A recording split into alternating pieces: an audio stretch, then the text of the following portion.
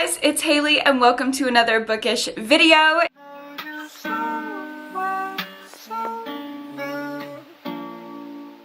Today I'm going to be getting into another one of my top 12 recommendation videos. I know you guys love these. I love making them. I have an entire playlist of different subcategories of horror and thriller books and my top 12 books in each of those niche little subcategories. Today, in anticipation of my October readathon, happy Hailey-ween, which should be kicking off today.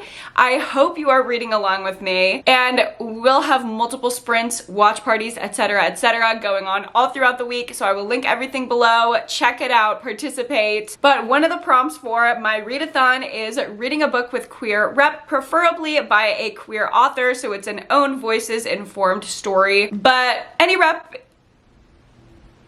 Well, I was gonna say any rep is good rep, but me personally, I've read some bisexual representation that I don't love, so read own voices reviews and read from these authors that I'm about to mention. I don't want to call this queer author recommendations, but there's going to be a hell of a lot more than just 12 books in here. I actually have 12 authors and I'm recommending mostly their entire backlist. If I have a book from their backlist that I didn't love, I will mention that, but these are just authors that I've seen have really great queer rep that you guys can get onto your radar. Obviously, I don't like policing people's sexualities. I literally think it's so weird to Google like what somebody's sexuality is just to recommend a book from them. Like authors' sexualities, like I don't know, I think that's so fucking weird. People have speculated about my sexuality on social media and on gossip forums, and it's so fucking weird. Like, why do you care what I call myself and who I want to fuck? Like, please step away from me. I'm terrified of you. I don't want to dive into, and I don't really care what the sexual orientations of these authors are, but I do know that most of these are own voices stories, which is important to me.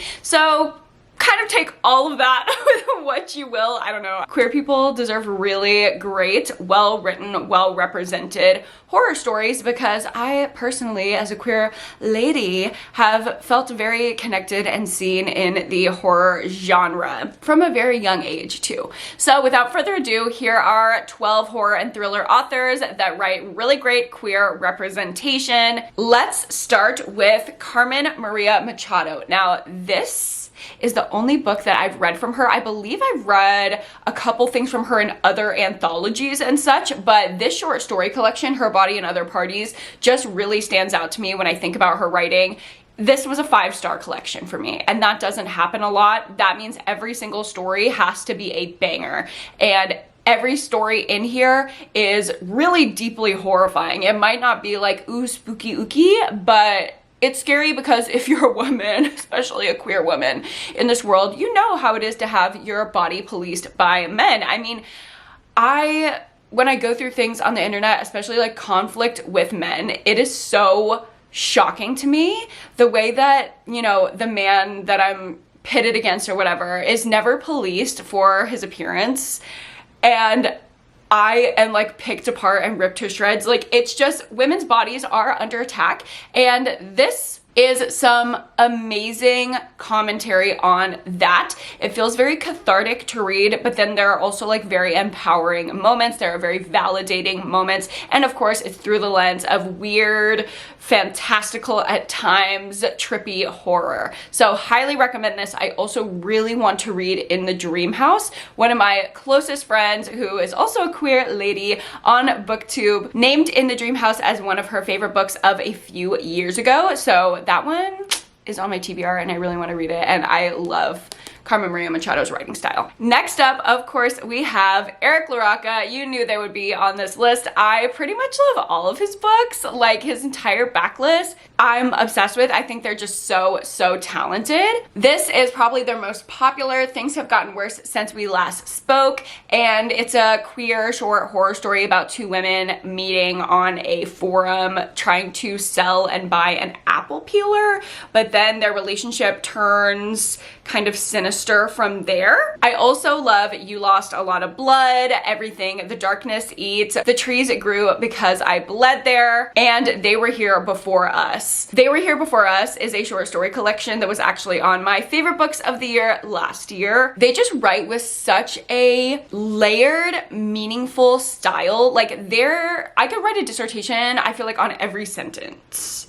of their books, like every single sentiment. I feel like I hear it, I feel it, I love it. So yeah, Eric LaRocca, if you haven't picked him up yet, I mean, these books are everywhere. I don't remember how I got this one, but I remember it was like a hunt for a while to get hands on this book. Now, like Barnes & Noble, he really made it out here. So support Eric LaRocca. Next up, I want to talk about Sarah Gailey, a wonderful non-binary author. So when you're talking about them, please use they, them pronouns.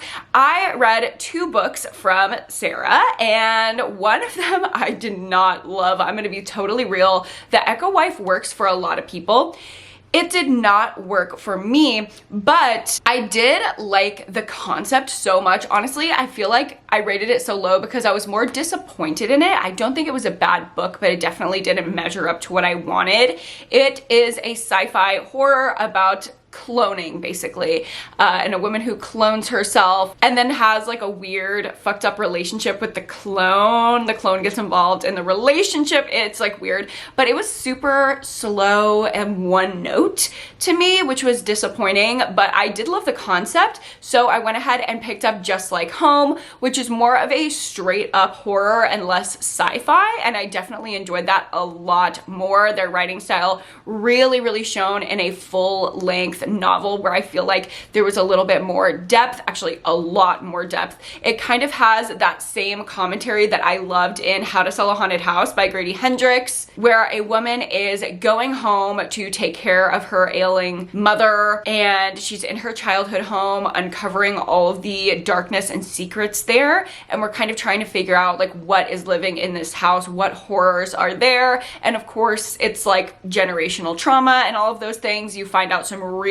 dark secrets about the family. It kind of at some parts feels like a Netflix true crime documentary, but then it also does get like spooky ooky horror. Like I absolutely love this one. I feel like it doesn't get enough praise. So Just Like Home, Sarah Gailey, and maybe The Echo Wife would work for you too. It just wasn't my thing. Next up, I want to recommend a newer to me author, and that is Caitlin Marceau. I absolutely love her. Not only is she super outspoken on social media, but she writes really amazing queer rep with like generational trauma themes. There is a little bit of that in here. This is, I believe, her newest collection, A Blackness Absolute, and I really love this collection.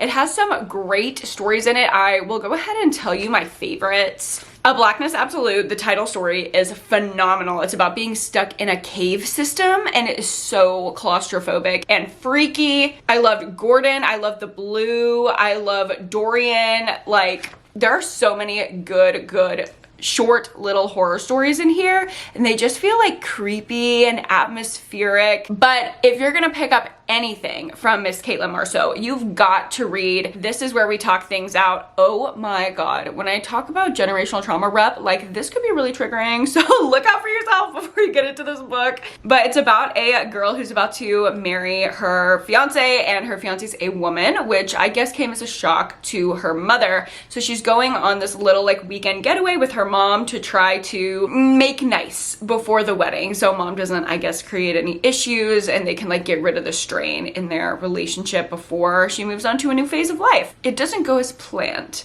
All of these past family things, dark secrets, come back. It's honestly kind of similar to Just Like Home. I loved it so much. It was such an easy 5-star, such a quick little novella to read, and super isolated snowy vibes. So if you're a seasonal reader, keep that in mind. I think I have a couple more books from her on my Kindle, so I can't wait to read more from Caitlin Marceau and tell you guys what I think. Next up, I want to recommend The Honeys by Ryan LaSala. I don't know if this author has any other books, but I loved their debut, The Honeys. And this is about a non-binary character, which is really great. I believe the author is non-binary. And this main character loses their sister, and they're not quite on board with like how she died. So they start to dig into the friends that she made at this summer camp, and it's like this kind of like elite boarding school-esque summer camp, and they want to dive into it. So they end up going and meeting the Honeys, which is kind of giving like the Plastics, the Heathers, the Bunnies, like it's another group trio of mean girls like that, and things go a lot deeper than we were originally expecting. This is not just about the murder of one girl, this is a whole thing. Really wonderful queer representation, a lot of talk of homophobia in here. So if that's triggering to you, maybe not something to pick up right now, but I really enjoyed it, and the audio was phenomenal as well. Y'all know I gotta talk about my thriller queen, Lane Fargo. Everything I've ever picked up from Lane Fargo, I've absolutely loved. She is just my queen, my good for her queen. This is my favorite of hers, They Never Learned, which I've recommended 1,000,001 times at this point, so like I feel like I don't even need to go into it, but this is my favorite queer good for her book ever. This is probably in my favorite books of all time. Like, I love this main character. It's giving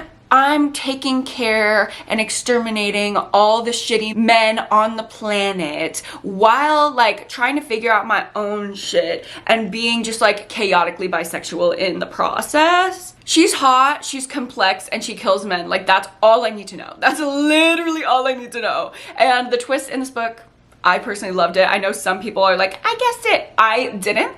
It left me shook, and I loved it. And I also love Temper so much as well. Temper, I feel like, is a little bit more niche compared to They Never Learn, but me personally, I love Temper. I love Temper. I rated it a 4 out of 5 stars. It's got like edgy theater kid energy, and it talks about like if you've ever dated just like a shitty man who was obsessed with his craft, you've got to read Temper. Just trust me. Next up, I want to recommend books from John Fromm. I've only read one from him so far, but that was The Brightlands, and I enjoyed it except for the ending. But honestly, I want to give this one a reread because this was when I was first getting into, I guess, like more modern horror, like stuff that's less based in reality and more like can go out anywhere. It's not like giving Stephen King small town It vibes, you know what I mean? Like, I used to not read any kind of fantastical,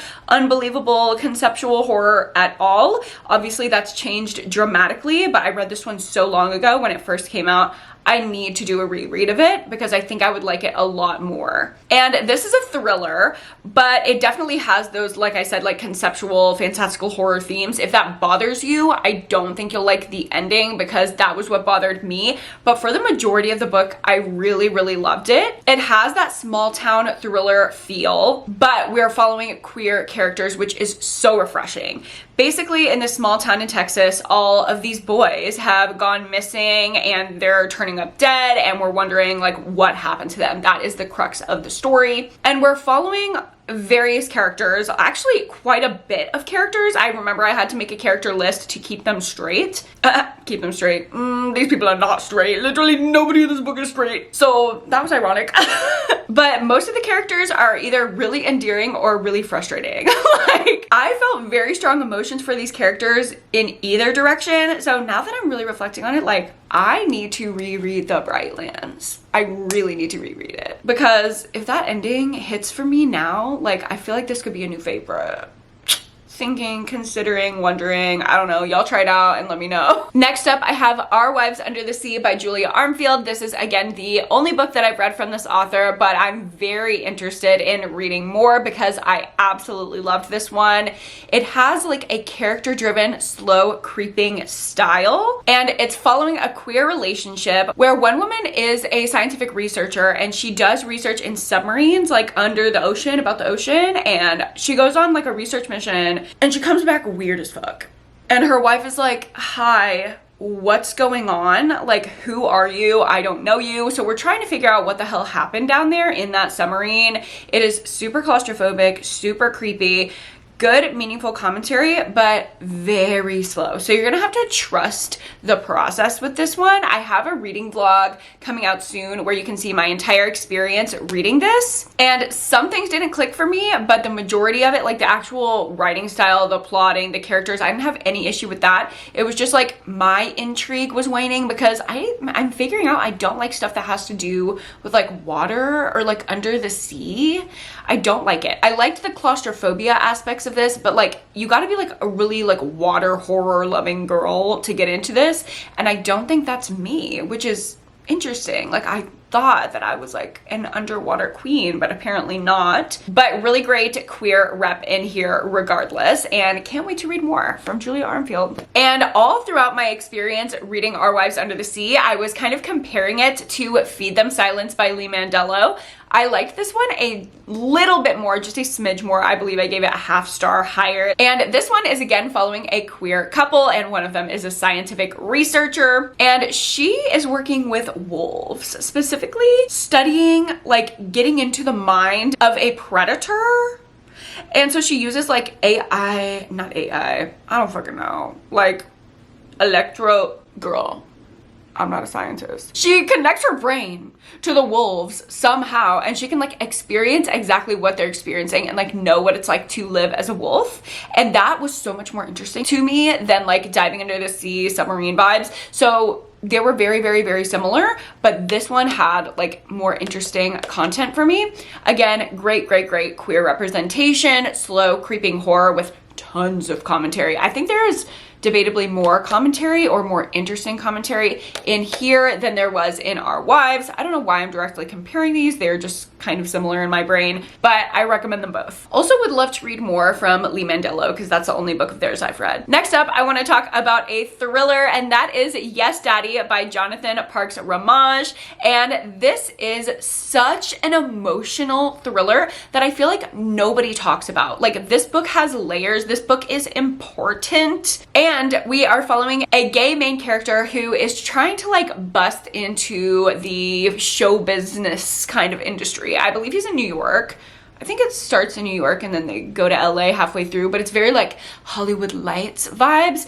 We're following this guy. He's like, oh, I'm just gonna be a server and like work my way up to like working in show business. And well, as he gets into the dark underbelly of it all, he realizes that that's not all it's cracked up to be, as he gets involved with an older man and into like sugar daddy dynamics with super rich people. If you like queer books and eat the rich vibes, you have to read Yes Daddy. There are also twists in here that blew my mind. Like, I don't know why nobody is talking about this book. The commentary is so good, and I feel like we don't really hear a lot of commentary about rape culture and sexual assault when it comes to male victims. So for all my male survivors out there, here is the representation that you need and that you deserve. I don't know if this author has written any other gay thrillers, but if he has, trust, I will be looking into them. Next up, skipping back to horror, I want to talk about Sarah Tatzlinger.